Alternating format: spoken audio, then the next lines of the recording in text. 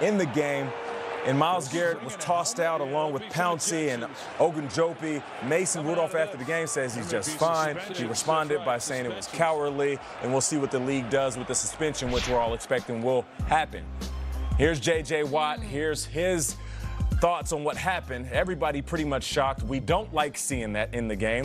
That is insanity. Wow. And we all can agree with J.J. Watt as he sits at home and recovers. And we'll hear from Freddie Kitchens. We did after the game, of course. We heard from both quarterbacks involved. We'll bring you all of that as this unfolds today. Of course, discipline, I'm sure, forthcoming. We'll get the update on consequences following this. And, you know, will the incident follow Myles Garrett for the rest of his career is probably the question. It's one of those tattoos that you always talk about, no matter what he does. Let's say he does do tries to get in front of it. Will this stick with him like it stick to a lot of other players in these situations? I mean, for the next 48 hours, he's going to be villainized. He's going to be taken to task, and a lot of that's justified. What I saw last night was unprecedented, and I haven't seen that in decades, and it was horrifying. And if I'm a father or a mother of a youth, I would say keep your eyes away from that. Don't watch that.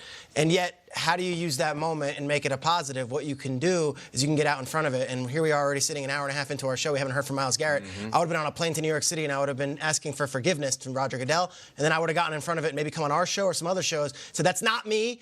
And I would do everything in my power to show that violence is not a part of who I am. He's got a chance to really become the face of redemption already, even just a day after what happened last night.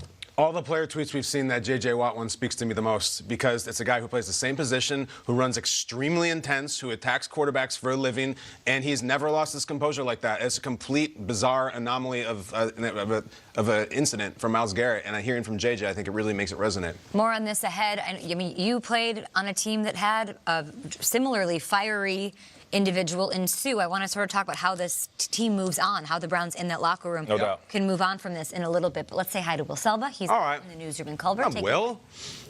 What's going on there, guys? Just know that my word is stronger than oak, always, when I'm doing this. Always. Bloody beer, Will. Oh, Bridges. Yes, there we go. All right, well, Lions quarterback Matthew Stafford saw his consecutive start streak come to an end at 139 games last week after missing the game against the Bears with a back injury. And it looks like a new streak may have to wait another week, as he has not practiced this week either.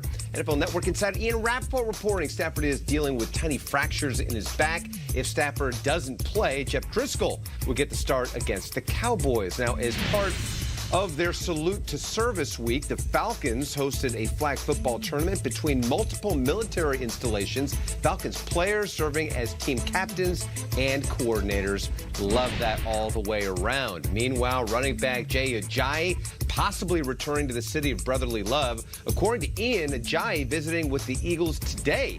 He played for Philly in 2017 and 2018, but has been a free agent since March. Ajayi suffering a torn ACL in last October's Eagles-Vikings game.